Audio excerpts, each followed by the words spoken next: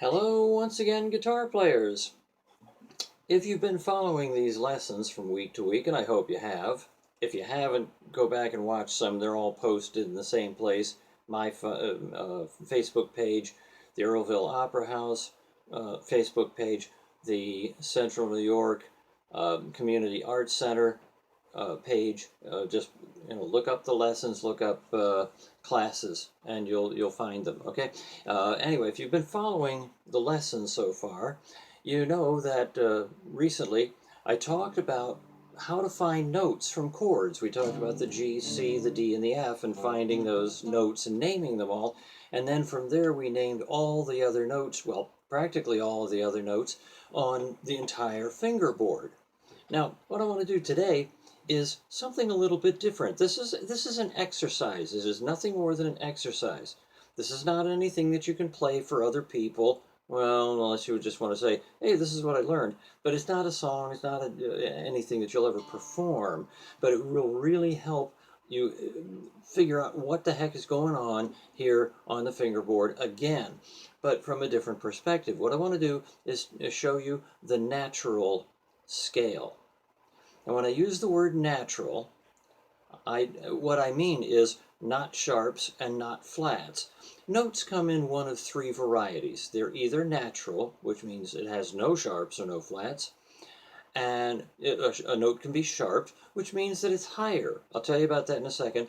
And it could be flat, which means that it's lower than the normal note. And again, sharps and flats we'll get into after we do the natural scale. The natural scale is any note on the guitar in alphabetical order that doesn't have any sharps or flats. Alphabetical order is what creates a scale. Chords are made of non-alphabetical notes. But for right now, I'm going to show you this scale. It goes like this. Watch my left hand.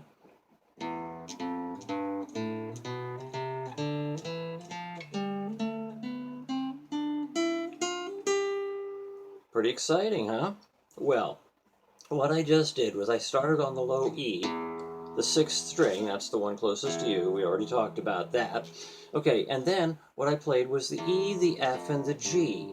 Now remember, the G was the one that we found on the bottom of the G chord. The E is the open strings, and the F is the one in between, but it happens to be on the first fret. You might want to say, well, what about the second fret? But don't worry about that. Again, that falls into the pattern of sharps and flats. Coming. Okay, so we have on the sixth string, we have the E, the F, and the G played on the open string, the first fret, and the third fret. All right? Now, be very careful with this, because what I'm going to show you is two entirely different ways to play this. That's the first time. Hear the difference? I'll do it again.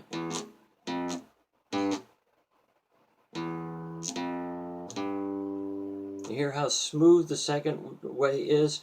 That is because I am leaving down any note that I finger. I'm leaving it down until I play the next note.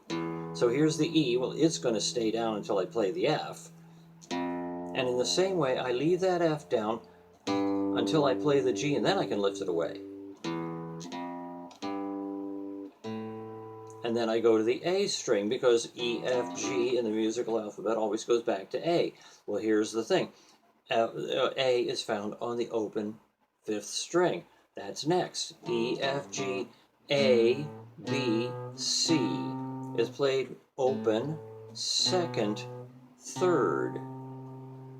Remember that we said A to B was 2 frets, no matter where you find it? Here it is again. And the B to C is only 1 fret away. So here's 0, 2, 3 on the fifth string. And again, I'm going to set this finger down and leave it down until I play that note, and then I can lift it away. Now I'm going to the D string, because A, B, C, D is next, right? So D, E with the second finger, and F with the third. And the thing is, that's the same fingering as on the A string, 0, 2, 3, 0, 2, 3. All right, let's review. what we've got so far is 0, 1, 3, 0, 2, 3, 0, 2, 3, being E, F, G, A, B, C, D, E, F. Now you notice at this point, we have started to duplicate the letter names. We already had E, F, and now we have E, F. Okay?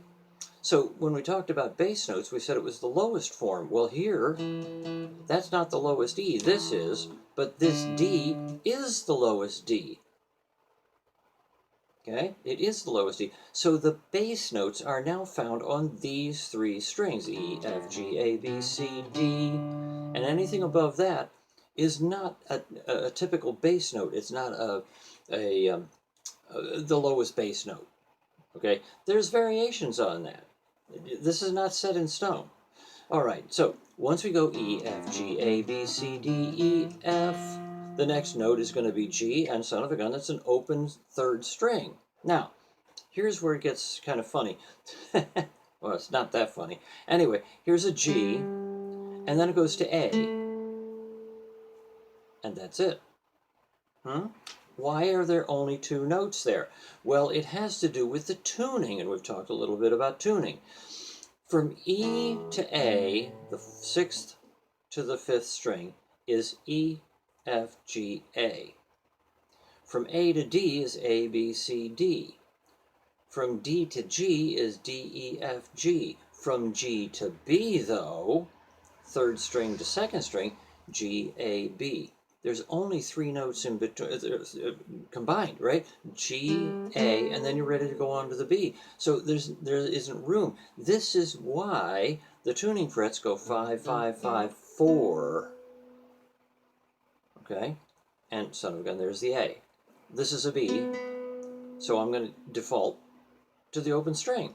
G, A, B. So the fingering there is 0, 2, 0 on the 2nd string. Then I go back to C, which down here was 1 fret above a B, so it's 1 fret above a B. B, C, D. Now that's 0, 1, 3, and you may recognize that as being what we did on the 6th string. Here it comes again. 0, 1, 3. The first string then is E, F, G, and that looks a lot like the 6th string because, oh, guess what? It's the same letter names. E, F, G. So here's E, F, G, E, E, F, G. Okay? I'm throwing in a little vibrato there, just ignore that.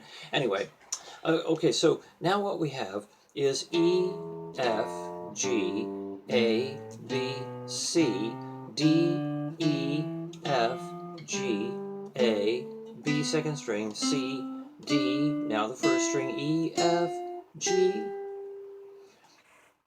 That's good to remember the letter names and everything, and that's why we're doing this. But it might be easier to just kind of get this long number in your head. 0, 1, 3, 0, 2, 3, 0, 2, 3. That's twice in a row. 0, 2, 0, 1, 3, 0, 1, 3.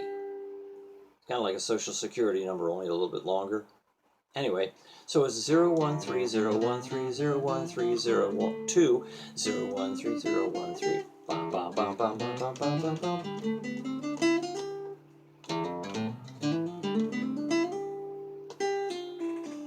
And you can play it backwards. Woo, what did I just do? I got the first note going, and I pulled off, hammered that note on, pulled off, pull off, hammer on, pull off, hammer on, pull off, hammer on, pull off, hammer on, pull off, pull off.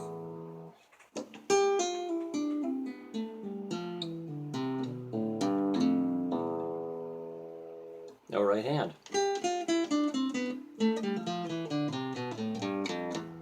You can do it with the pick also.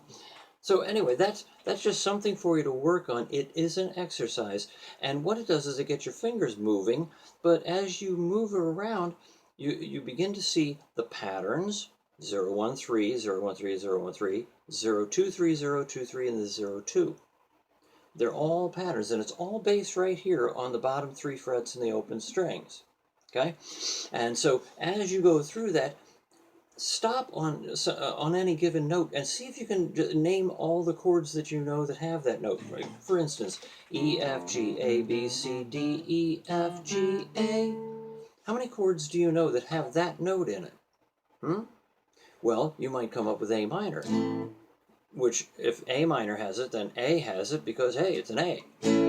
But that note is also in a D chord, and that note is also in the B7 chord. So it shows up a lot. It's in the D minor. So that note shows up in quite a few chords. And the further up you go, the more chords there are going to be with that note in it. For instance, the first string E, okay? That has, obviously the E minor is going to have an E in it. The E major is also going to have an E in it. The A has an E in it. That means the A minor. And the C. Okay, there are other chords, but those are the most basic ones. Okay, so again, as you work your way through this scale, not only learn it for a series of notes and a finger exercise, but also as how to find out more about what's going on in your guitar, and also more about what's in your chords so that you can use those notes later.